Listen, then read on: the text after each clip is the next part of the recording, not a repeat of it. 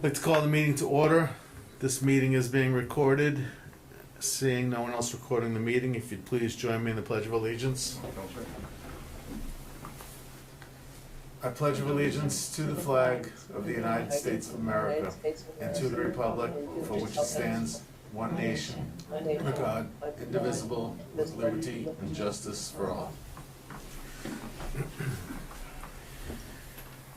Good evening, everyone. Seeing no citizens here to comment, we will move right on to special recognitions. Dr. Hanfield. Thank you, Mr. Chair, and good evening, everyone. Unfortunately, I'm here to pass along some sad news to the Auburn community. Longtime Auburn Public Schools educator Joan A. Red Adshid Polakowski passed away at the age of 78 peacefully in the loving presence of her husband James on Monday, January the 18th in the comfort of their home. She leaves their son Timothy J. Polakowski of Campbell, California, her siblings Jane McGrath of Worcester, Richard Rick Adshid and his wife Darcy of Arizona, and Tom Adshid of Florida, her brother-in-law. Philip Polakowski and his wife Renee of West Boylston, her nieces and nephews, as well as many friends and neighbors who were with her for her 10+ years of suffering. Joan was predeceased by her daughter Kristen Marie Polakowski and her parents Richard and Constance Brissett Adshid. Born in Worcester and raised, educated in Auburn, Joan was a 1961 graduate of Auburn High School. She then attended Worcester State University, where she received her bachelor's degree in education and later her master's degree. Joan married the love of her life, James, on November 21, 1964, and shared the next 56 years together in Auburn, where she also completed a 42-year-long career teaching in the Auburn Public Schools. So at this time, if we could just have a moment of silence in honor of Mrs. Polakowski.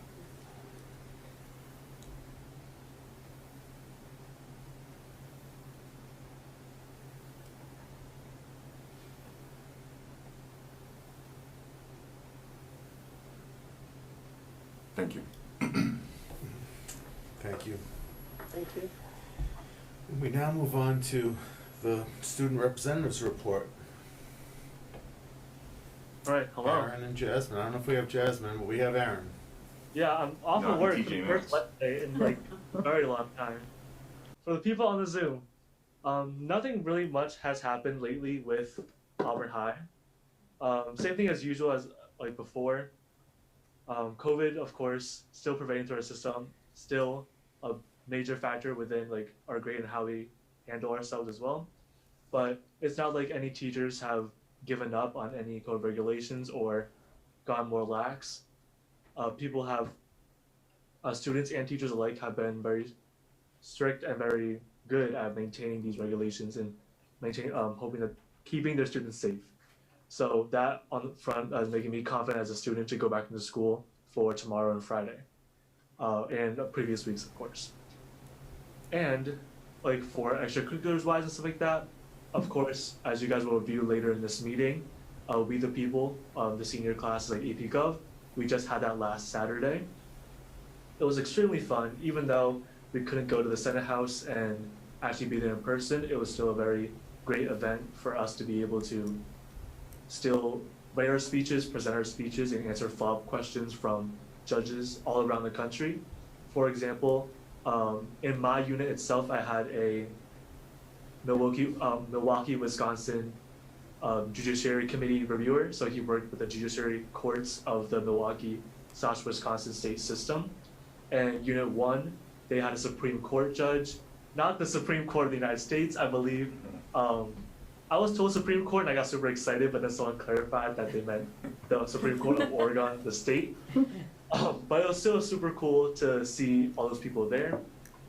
And even though we weren't able to be there in person, it was still a great event for us to reconvene as a class, as I haven't seen cohort A in a very, very long time.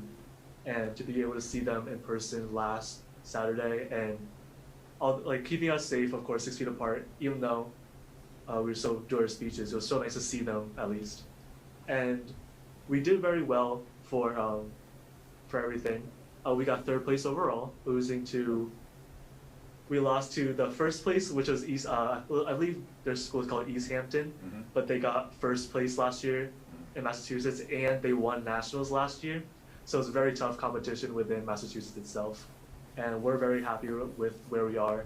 And I think all of AP Gov and all of us agreed that it was a great time. And even though it was a stressful 3 weeks, it was all worth it to have just 10 minutes to present our speeches and answer questions. All that work the entire year and for the past 3 weeks, strictly devoted to this competition, it was so worth it to be able to have that experience, even if it was virtual. Other than that, Model UN, because it is also virtual as well, it's kind of been like a dead session, and we're gonna host an in-house, which means we're just kind of our own, like our own committees within our delegation. So I believe there's gonna be around like 20 of us or so, and we're just gonna have our own little committee for just include something in there while it's kind of like a dead period for Model UN. Other than that, that's pretty much it for going on Auburn High School.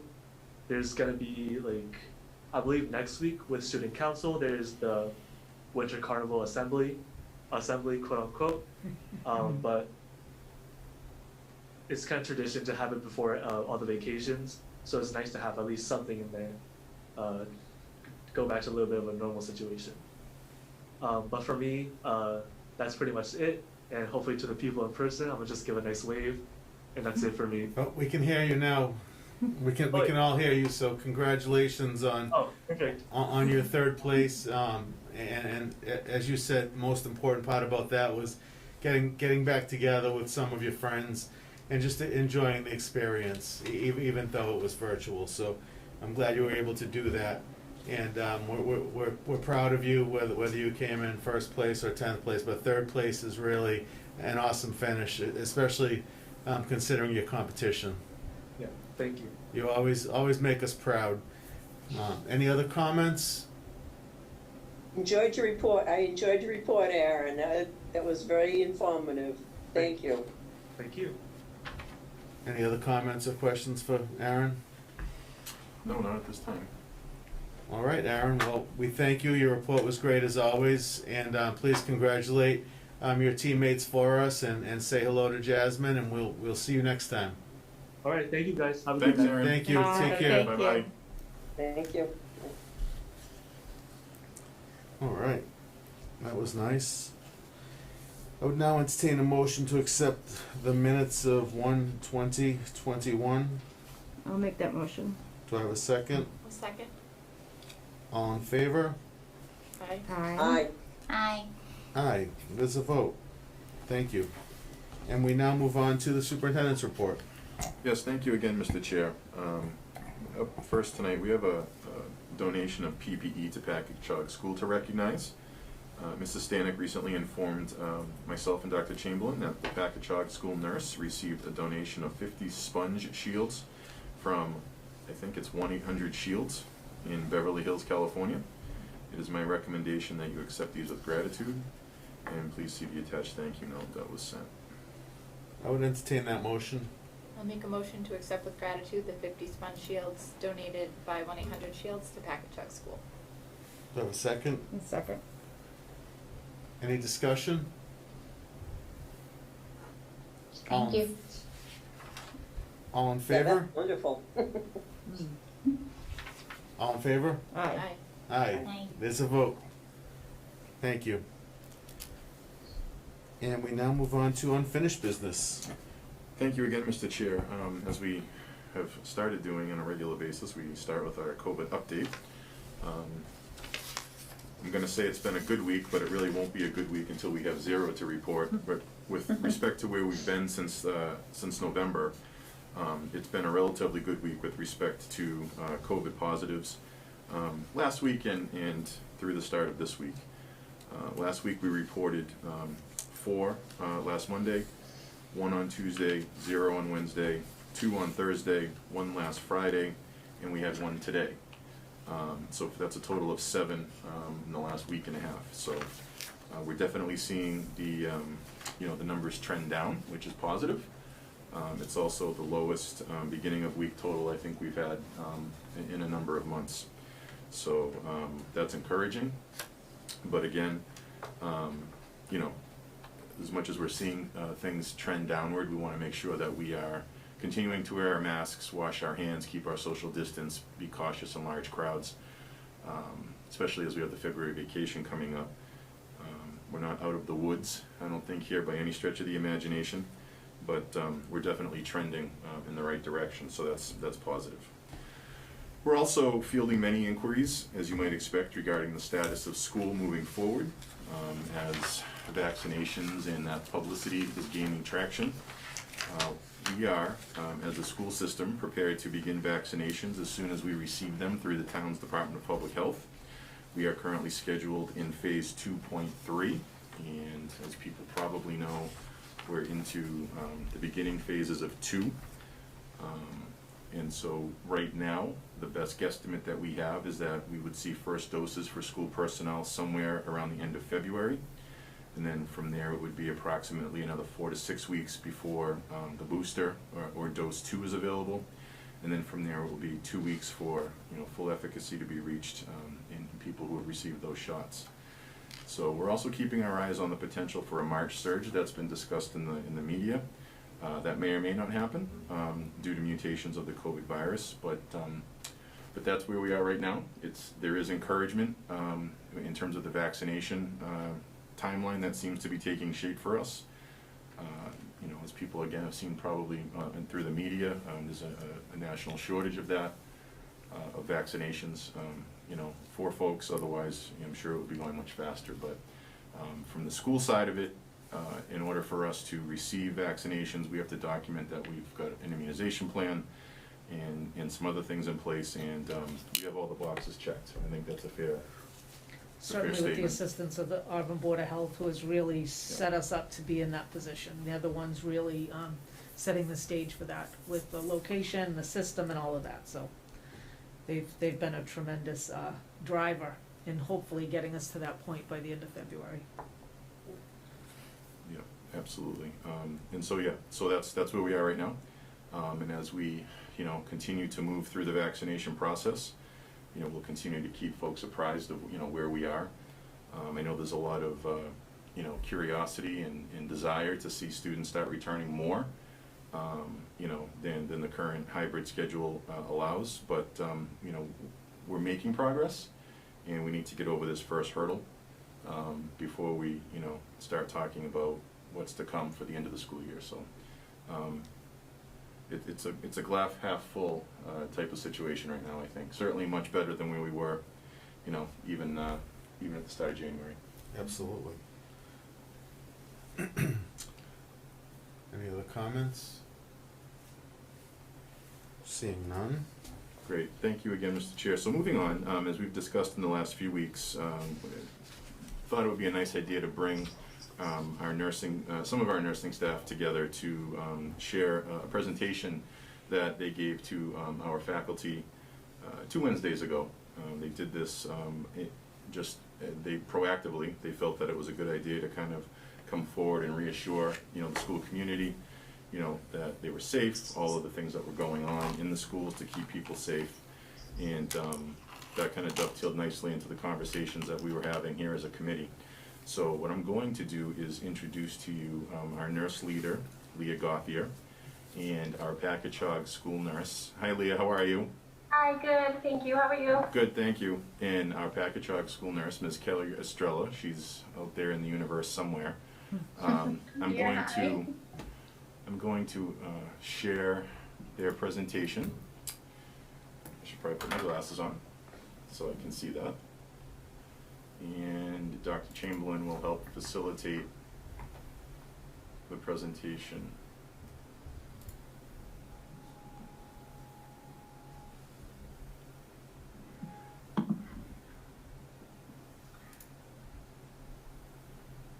So, this presentation was created by the nursing department It'll come up in a to second. provide a mid-year check-in with staff.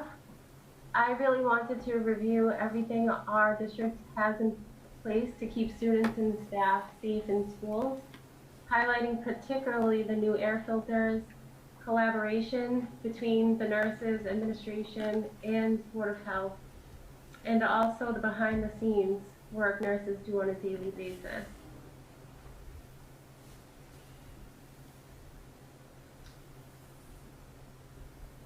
So, Can you see do this? you want to go back to slide 2? Okay, so our in-person learning model is made possible by a collaboration of multiple departments within the Auburn Public School District, including administration, custodial, nursing, IT, support staff, and faculty, as well as through our Board of Health, DESE, and Department of Public Health. It is through our joint efforts that we are able to provide our children the opportunity of in-person learning. The nursing department would like to share with you the measures we take for our school community on a day-to-day basis. Our nursing department and administration, as well as a panel of paravolunteers, worked over the summer to create a readiness plan to get children safely back into the classroom in accordance with guidance and requirements from the Auburn Board of Health, DESE, and the Department of Public Health. As CDC guidance changes and with recommendations from our Auburn Board of Health, our protocols are updated to reflect the most current guidance. To read more about our Auburn Readiness Plan, you can click there or go to our district website. Weekly collaboration takes place with our administration, myself, the district nurse leader, and the town Board of Health. The Auburn Board of Health assists with in-school protocols, public health initiatives, and implementation of new guidance from the CDC. Myself, the nurse leader, receives frequent reports from the Board of Health of confirmed COVID positive cases, so we may cross-check our data. We have many measures that we take every day: face masks, hand sanitation, building sanitation, social distancing, air quality improvement, spacing on buses, hybrid cohorts, smaller classroom sizes, and staff and family education. So the implementation of all of this is we have a 2-ply disposable or cloth face covering required for schools. Each health office is supplied with backup masks should a child or staff member need one. Classrooms are cleansed thoroughly daily and receive a deep cleaning on Wednesdays and Saturdays. Air purification filters have been placed in each classroom. Hand washing and sanitation stations are available throughout our buildings. Desks are spaced, class sizes are reduced, and hallways are either split or traffic flow is directed to allow for social distancing in buildings. Families and staff are educated on the latest guidance from the CDC. Each of our classrooms and nursing offices have been outfitted with the Atmos bipolar ionization air purification unit to ensure consistent high-quality air purification throughout our district. The patented ionization tubes within the unit clean the air without utilizing unsafe chemicals or creating any unwanted byproducts. Atmos Air seeks out contaminants in the air and neutralizes them, and will eliminate or reduce toxic mold, volatile organic compounds, bacteria, dust particles, and odors in indoor spaces. So the zip slip is the attendance attestation form. It's our first line of defense. So each morning, students and staff complete a secured online attestation form. The form asks questions related to health, current symptoms, illness, recent travel, symptomatic household members, and if they are a close contact to a confirmed positive case. How zip slip works is nurses track zip slip each morning. Although we have a high compliance rate among our school community, we do contact families who have not completed a form. We also follow up on all instances of sickness, travel, identification as a positive case or close contact, or person reporting sickness within a household. All case notes are managed securely by a nurse, and each family receives a follow-up call or email to ensure protocols are understood. Cases are followed until we are able to provide clearance for a safe return to school date.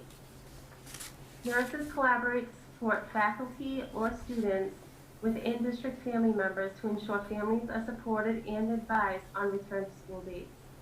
Furthermore, nurses provide information on free testing sites, Department of Public Health documents, and their contact information for any other concerns. I'll take over. So the Auburn nurses, we do a lot of collaboration with each other and with the organizations that Leah discussed as well. But we investigate, track, and report each instance of sickness, travel, COVID-related, positives or close contacts. We also, like Leah said, we receive a report from the Auburn Board of Health on all positive cases, so we make sure that we're cross-checking data and cases aren't slipping through the cracks. To date, this was as of January 14th, we have investigated and resolved over 1,600 cases. I think it's more like 1,800 now. So that's anything from like a runny nose that they got tested and they had no issues, or all the way to positive cases, or someone was a close contact. We've investigated it all. It's resulted in 137 positive cases and nearly 300 close contacts. Like we said, all cases were followed and supported by a nurse. So when we do receive word of a positive case, we immediately start contact tracing. We want to find out if there are any close contacts within our buildings. And in most cases, our positive community members have not been in the building for the last 48 hours. So because of that, and then for a couple of other reasons, close contacts are typically not identified in our school system.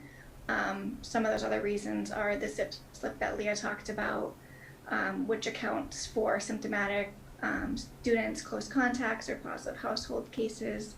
We have, that helps with our early detection program, which helps to make sure that anyone who shouldn't be in school isn't in school. We do offer a lot of quarantine and isolation guidance immediately to anyone who might need it.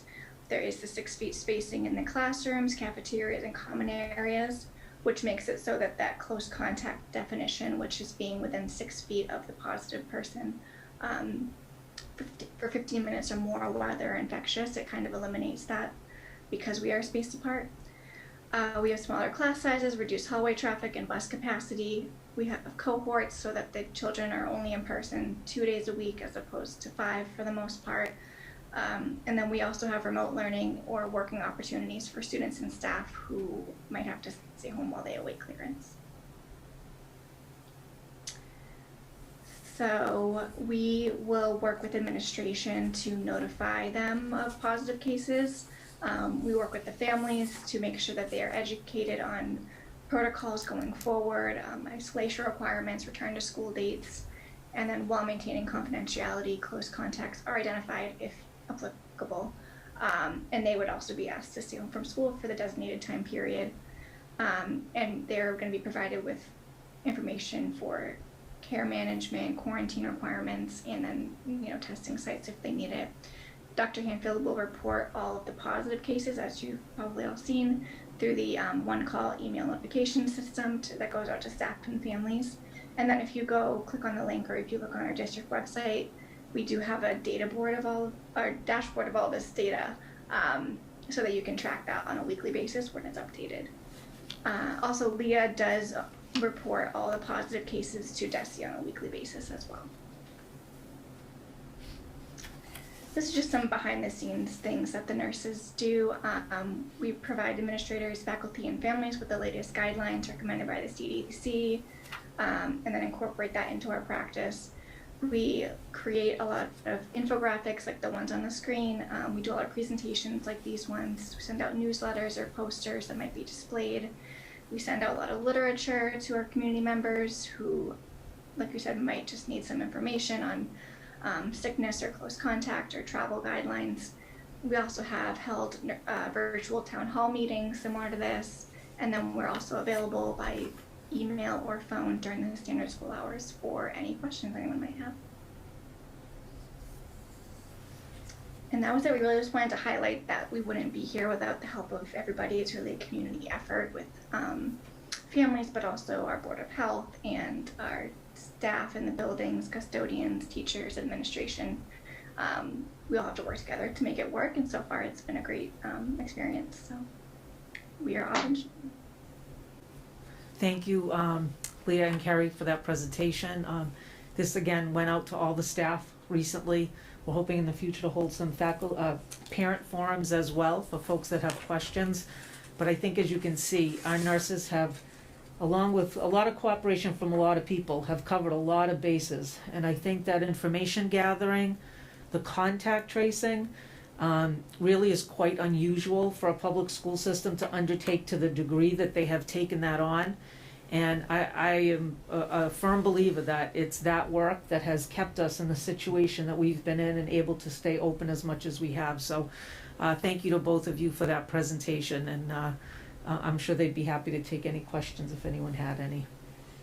I'd just like to echo Dr. Chamberlain's sentiments in saying that, you know, it's quite the collaborative effort, and obviously you've got a great team together, but you're the ones that are spearheading this, so we can't thank you enough for that. You're the ones that are making families confident and comfortable in sending their children to school. So we appreciate that greatly, and we've been commenting on this for months now. So your efforts have not gone unrecognized from this board, that's for sure. But the way that you've been collaborating with the Board of Health, all staff members, all support staff, it's a phenomenal effort. And as I said, it's comforting for parents, and we're all parents of Auburn school children. So we can't thank you enough. And that was a great presentation. So beyond all of the hands-on work you do, you're just providing us with that confidence to get our kids in the building. Thank you. Any other comments, questions? Through the chair, you guys definitely don't just put Band-Aids on. I've known that for a long time, but I mean, I also have to say that most of our nurses are also in the building, at least 4 days a week doing this. There are other towns where this is all the nurses are doing majority of the time, which is really a full-time job in and of itself, and they're doing that plus whatever they've always done. So we have the best nurses that we could ask for our kids, I think. And I mean, I know I've talked to many parents, mostly from Packagug, but that Mrs. Strella has talked those parents off the ledge multiple times and said it's okay to have your kids to school, even if, they just want to go visit with Mrs. Strella for a little bit. So I can't thank you enough. Thank you. Through the chair, I agree with Meg.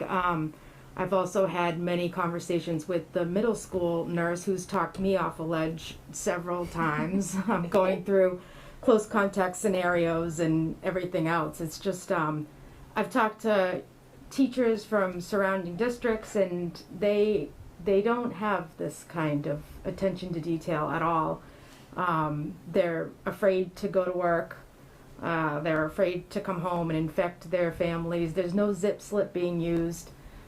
So it truly is amazing to see how well we are doing and how well the nurses are coping. This is not easy. So thank you very much. Any other comments or questions for our nurses?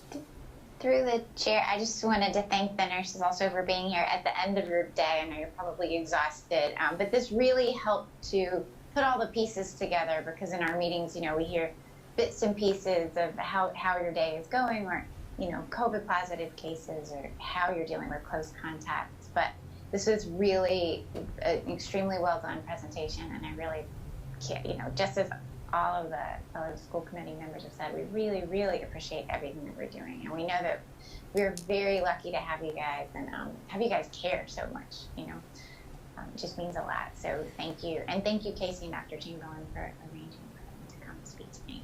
Our pleasure. Is this going to be on the website? The Yes. school? Okay. Yes, we can put that on the website. Actually, is there any website? I don't know if it's Dr. up yet, Chamberlain? but it can go Yeah, up. it Yeah, can very go up. easily. Yep. Yeah. Through the chair, I think if parents can see this, I think our parents, most of them feel pretty comfortable anyway, but this will just put the icing on the cake to show how good they're doing. Sure. Yeah, no, we can, we'll double check, but Yep. but I know that was the intention, was to put their presentation up. And I think also to host, some sessions where parents could, we could go through this again, and if parents had particular questions of the nurses or things like that, they could ask. So it's not a bad idea to do a mid-year kind of check-in and make some time available for them. So we'll do that. Excellent. Well, thank you again for that presentation, and again, please thank all of your colleagues,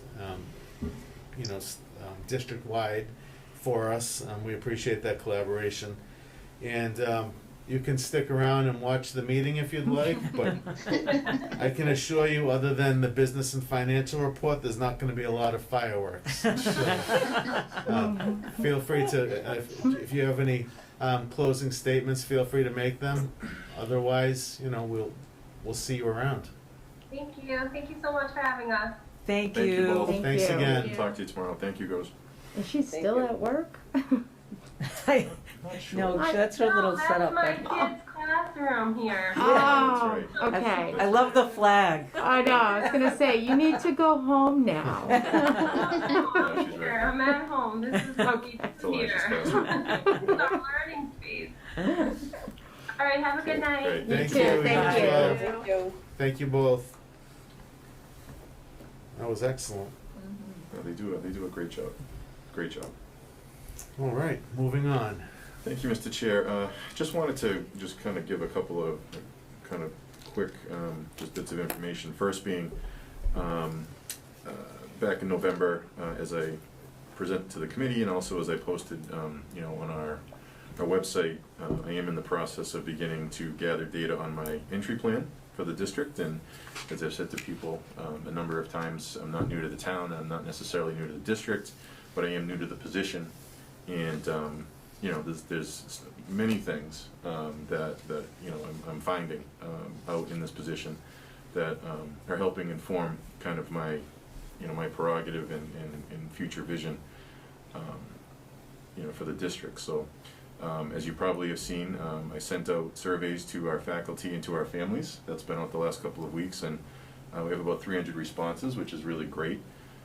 Incredible amounts of positive comments, which triangulates nicely with what Dr. Chamberlain reported at the end of trimester 1 when we went out to families. But for me, I was really kind of more interested in some areas of growth where families felt we could grow. And there's a lot of thoughtful feedback in there, and I'm really thankful and I'm really impressed with the feedback in there from families.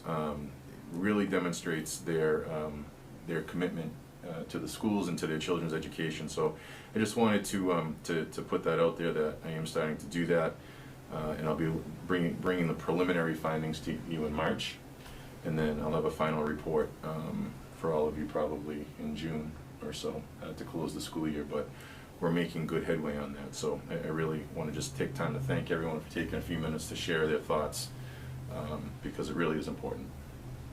Absolutely. Excellent. Any comments or questions for Dr. Hanfield? All right, we look forward to that information. And we now move on to new business. Thank you, Mr. Chair. So I had the opportunity to attend the Massachusetts Association of School Superintendents Midwinter meeting in early January. And the featured speaker was Dr. Mark Brackett, who is the founder of the Yale University Center for Emotional Intelligence. He presented the highlights of his new book called Permission to Feel. And his book captures his 25 years of studying emotional intelligence and the presentation of a new mindset around the power of emotions and how they can transform our lives. Using science, passion, and stories from his own life, this book really serves as a guide for understanding our own and others' emotions, as well as provides innovative strategies for developing emotional intelligence in adults and children, so that emotions help rather than hinder our success and well-being. I found it to be one of the most authentic and relatable books from the perspective of an adult, child, parent, teacher, human, pretty much anybody. And so each of you have a copy that for your own personal review and reference. Dr. Chamberlain and I will be reading this in more depth. I have additional copies for our leadership team. And it enhances, hopefully will open the conversation broader around the importance of SEL in the classroom and just in general. But reading through this, like I said, you get something out of it, whether you're a parent with children, Like I said, just a human. And I don't get moved by books very often, I gotta tell you. But I was so impressed with this text from Dr. Brackett, and I don't get anything I don't get a promotional fee for this. I feel that strongly, that I feel like it could really empower our families, both individually and collectively. So I wanted to share that with the community tonight, and I'm sure I'll be plugging in again on Friday. But it's also, it's a nice dovetail into the work that we're doing. I think as Dr. Chamberlain spoke at our last meeting around the parenting series we're doing, around social and emotional and understanding, the kind of the adolescent brain, and, I shouldn't even say the adolescent brain, it really just child brain in general. Adolescence sticks in my brain because she was talking about that in her session today. But if people haven't had an opportunity to check out that, it is the links to her sessions are posted under the student and parents on our website. You just have to go click on the recorded Zoom link, put in the code, and you can watch it. They're about an hour or so, but today's, every week's is excellent, but I was just talking to Dr. Chamberlain prior to the meeting, and today there was just a lot of really just great tips about understanding behaviors, and kind of what's the antecedent to the behavior. How do you change the behavior if it's not something that is particularly desirable as a parent. Just really rich information, and she's doing this series, Dr. Kim Kuziak, coordinated by Dr. Chamberlain, but also with the involvement of our school adjustment counselors and our BCBAs, our behavioral specialists in the district. So good stuff, and SEL is going to be something that we're going to be continuing to talk a lot about moving forward, because it goes kind of hand in hand with our ability to get our kids to maximize their academic potential. So I just wanted to share that with everyone. Check that out. Excellent. I'm sorry, what was the link under? It's under students and students and parents on our website. And just really great stuff, and really good examples, and really practical tips and strategies, and again, very informative. So I found Dr. Brackett's work, and what Dr. Kuziak is doing with our school personnel, just to be really, really good, rich stuff. So I encourage people to dig into that. And I'll talk more about this book a little bit on Friday, in kind of my weekly summation to the community. So yeah. Sounds great. Thank you. Wanted to also just bring attention to, as we do every year, we celebrate the academic achievement of our students at both AMS and AHS. This year we changed it up a little bit. We had the building principals do the awarding of the letters for honors, high honors, etc. And the superintendent's office created a scroll of honor where we recognized all of the students in grades 6 through 12.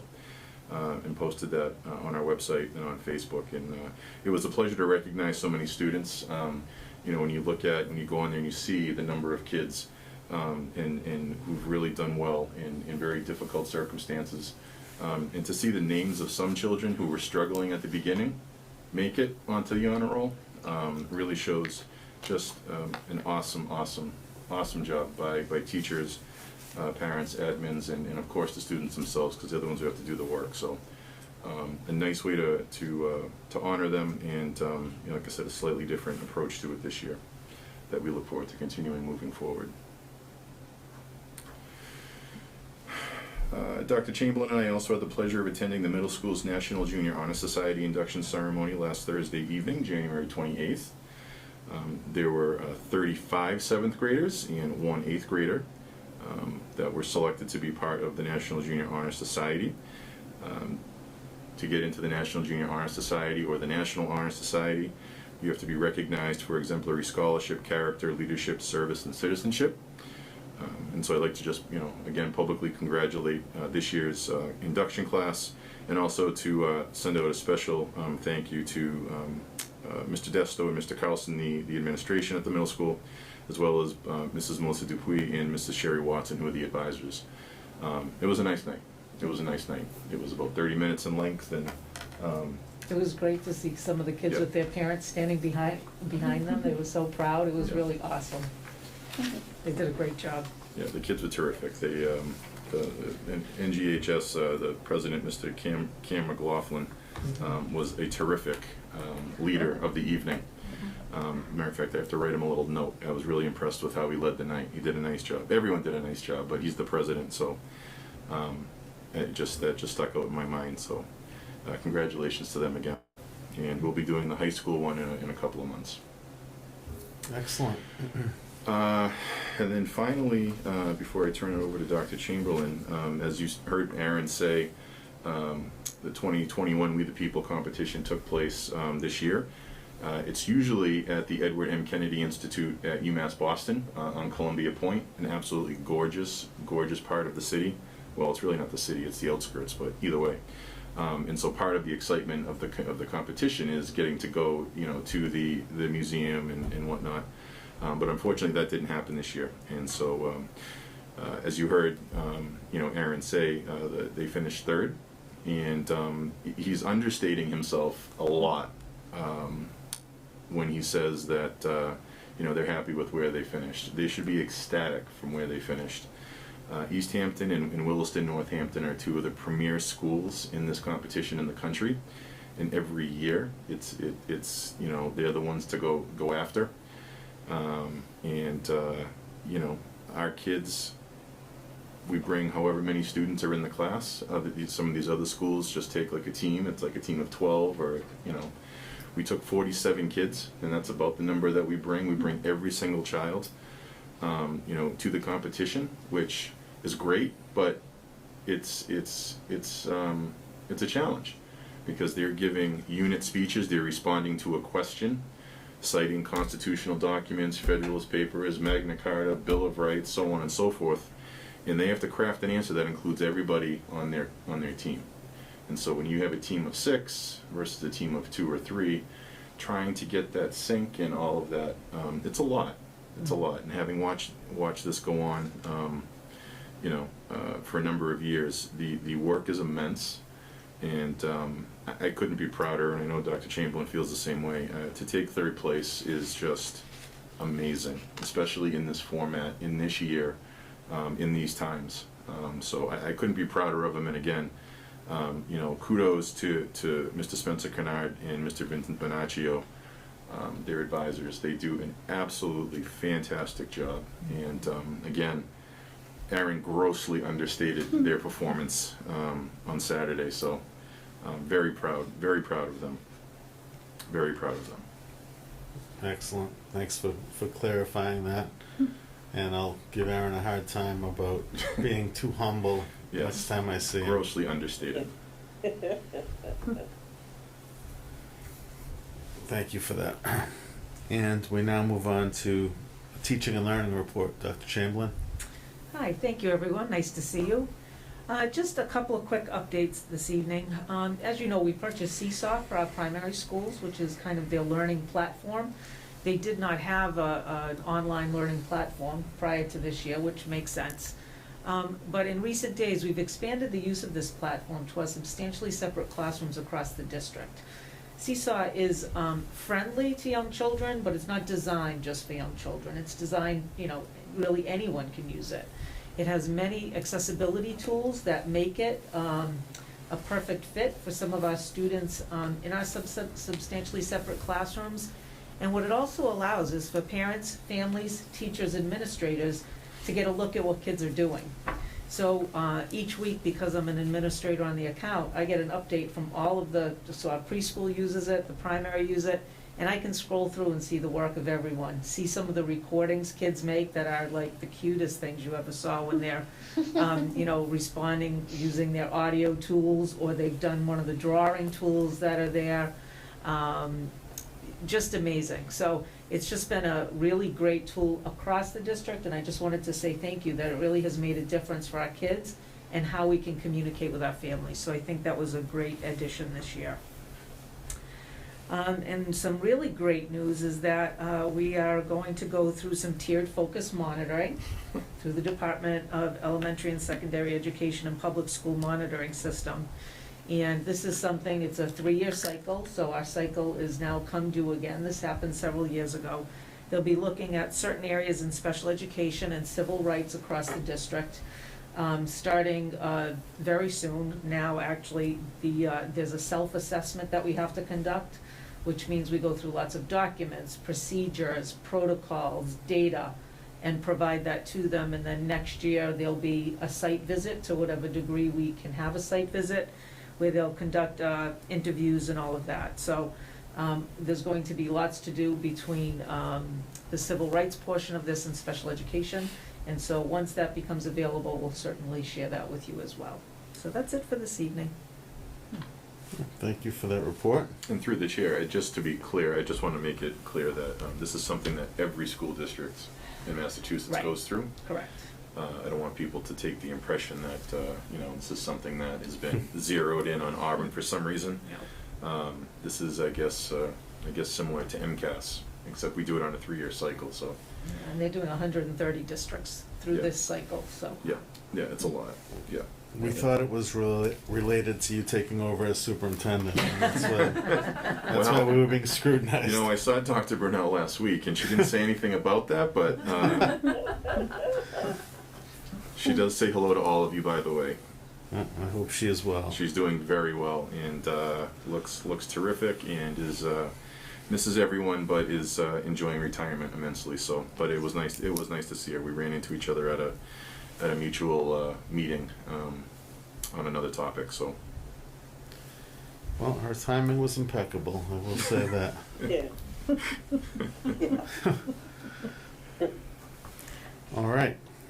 And since I've already built this up about as much as I possibly can, I will just say we move on now to business and financial. I love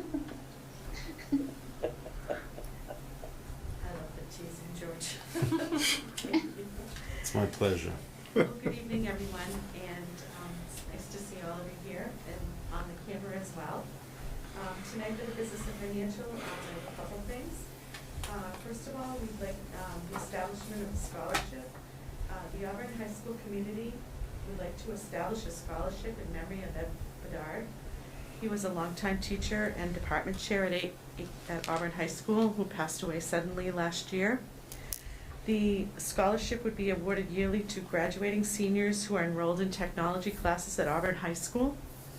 The scholarship will be funded by donations collected at the annual home basketball games between Auburn High School and Oxford High School, as Mr. Bedard was a lifelong resident of Oxford. And in order to accept these donations, a special revenue account needs to be set up at the town requiring your approval. So I would ask for your approval. Okay, I would entertain that motion. Make a motion to approve the establishment of a special revenue account entitled Edward Bedard Memorial Scholarship in order to accept donations and award scholarships yearly. Do I have a second? I'll second. Any discussion on that? I have a question. Yes. Go ahead, Gail. Okay. Can you accept other donations other than just at the game? Mm-hmm. I would Yes. say that yes, we could. Yep, you can. We just wanted to have one way of definitely funding it, but we'd be open to accepting donations as well once the scholarship is established for the town. Okay, good. Because I'd like to do that. He was a great teacher. Yes. Yes, he Good guy. was. Yes, he was. Okay. Good question, Gail. Thank you. Any other questions or comments? I just say I think it's great how we're gonna involve Oxford a little bit as well. Makes sense. And as Gail said, for a great guy, it's nice to bring a couple communities together in his honor. Definitely. So through the chair, just the quick history of that too is, so he's a lifelong resident. Way back, we used to have Project Enterprise at the high school used to look a little bit different. And back in the 1980s, late 1980s, early 90s, Oxford and Auburn used to switch students at risk that needed kind of a different format, different look, whatever. And we had this agreement with the Oxford Public Schools, and so we would, send our students, and that's how we get to know Mr. Bedard. That's how we got his foot in the door. He came to education late. He's a builder by his original trade, but he started his career in Auburn, working in the Project Enterprise program. So not only did he live in Oxford, but he was also, you know, servicing students from Oxford, and then, you know, as things evolved over time, he moved into, you know, our wood shop, and then what then became our tech engineering. So there's a lot of connectivity there between the two communities. So we're thrilled we can do this. Wow, some great history there that I was definitely not aware of. But very interesting. Any other comments or questions? All in favor? Aye. Aye. It is a vote. Okay, the next thing I have is the onboarding of a chef culinary manager. Mrs. Janice King, Director of Food Services, has included in your packet a memo recommending the hiring of a chef culinary manager to begin working at Auburn High School. This is in relation to a recent vacancy occurring through a department transfer. The newly defined position will help to expand our district culinary training for all school cafeteria managers and staff while performing the role of AHS cafeteria manager. The position will not only expand the skills of our staff, but also assist in preparing menu options and supporting promotions within the district. That will help to attract increased student participation at each of the schools. So we were hoping to have your vote of. I would entertain that motion. Make a motion to support the hiring of chief culinary manager to work at Auburn High School and all district schools to provide culinary training and student outreach through expanding menu choices and enhancing food preparation skills with staff and supporting efforts to increase student participation. Second. Any discussion on that? Questions, comments? All in favor? Aye. Aye. There's a vote. Thank you. I know Mrs. King will appreciate that greatly. This will be a great addition to her department, which is doing wonderful and great things with the Meals to Go program in the pandemic times that we have right now. So thank you. The next is the bus application for 2021-2022 school year. I'm seeking your approval of the bus application as presented in your packet. The fee will remain at $100 for students who have to pay, which are grades 7 through 12, and grades K through 6 who live less than 2 miles from school. And the family cap will remain at $250. The late fee will also remain at $100 per child with no cap. And the due date, again, will be June 1st, 2021. We'll begin, with your approval, we'll begin sending out notifications that people can start registering their children and paying the fee, and we'll go from there. So, if I could get your approval. I would entertain that motion. Make a motion to approve the bus application for the 2021-2022 school year. Second. Any discussion on that? I have a question. Have we made any provisions for people that can't afford it right now because of unemployment, because of COVID? Well, we've, people that haven't been using the buses have been refunded. We've done that, but, we Yeah, have. so through the chair, Mrs. Holloway, that's a good question, and the answer, as Mrs. Wozbicki started to say, was folks that have requested refunds because they didn't use the bus this year, we've refunded them. Some people have elected to, have a credit, roll into the next fiscal year. We've worked on done a variety of things. As we were looking at, fees and whatnot across the board, we really have tried hard not to bring any increases to folks in the district. This $100 bus fee has been in place now for, gosh, I don't know, 6-7 years? Yes, definitely. 8 years, and where many districts are hiking fees, on a yearly basis because they need to. We still find creative ways to work with our bus company and our families to make sure that we have, outstanding bus service for our students. So that's a long-winded answer to your question to say yes. We are helping anyone in need, as well as being extremely flexible in terms of families who, these days $100 is $100, and so if really any day, but these days in particular.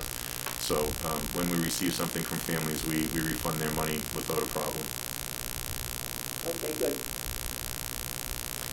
Any other questions or comments? All in favor? Aye. Aye. It is a vote. Perfect, thank you. We'll get that out to the public soon then. In your packet, I've also included a year-to-date budget report dated January 26, 2021. And I'd be happy to answer any questions on that. And along with that, I've put together a series of budget transfers, most of them being within the same series, but a few being a different series, requiring a vote of your approval. And I would be happy to answer any questions you have. Any questions or comments regarding the budget report?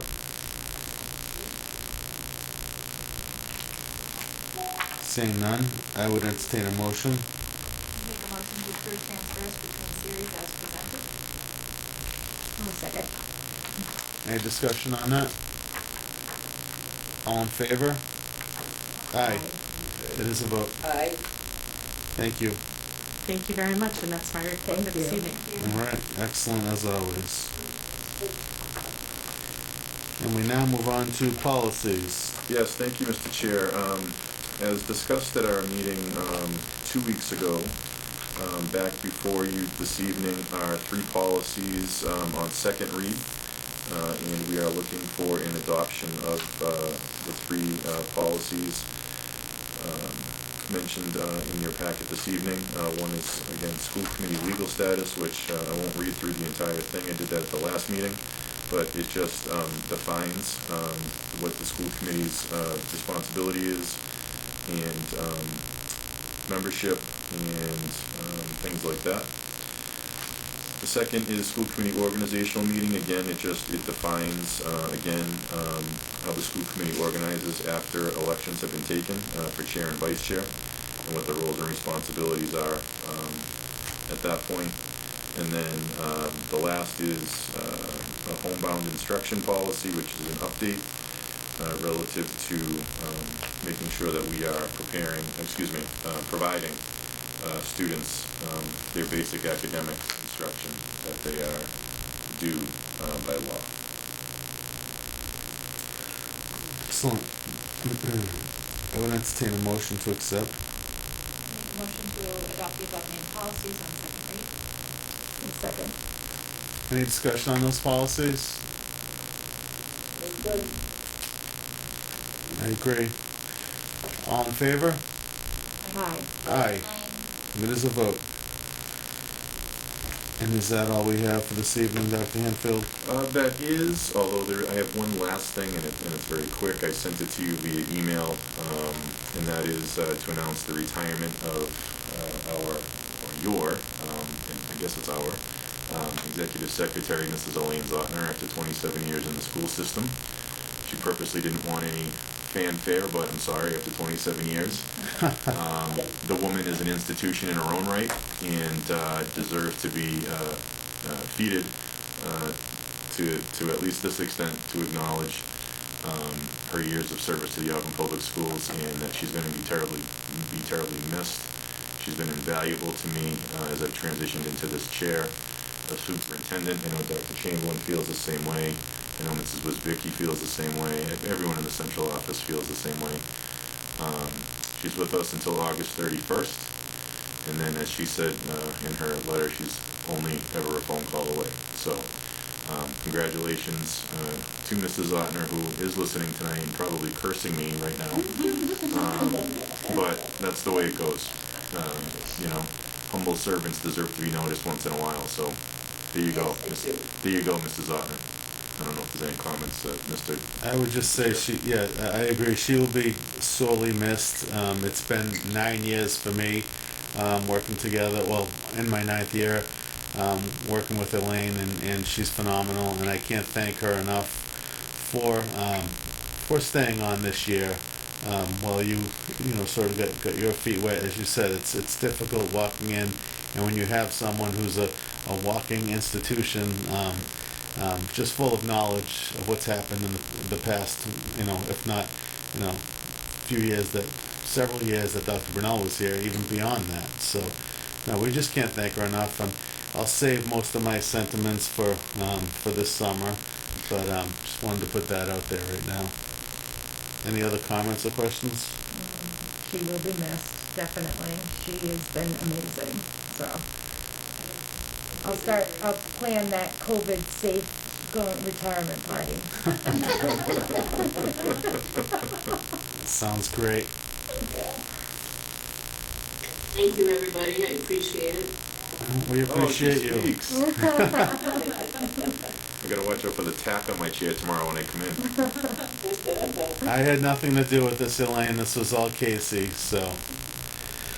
But I thank- will get, believe me. well, we know. Elaine, I won't be in tomorrow or Friday. Well, she can run the schools anyhow, so. Absolutely, Yeah, absolutely.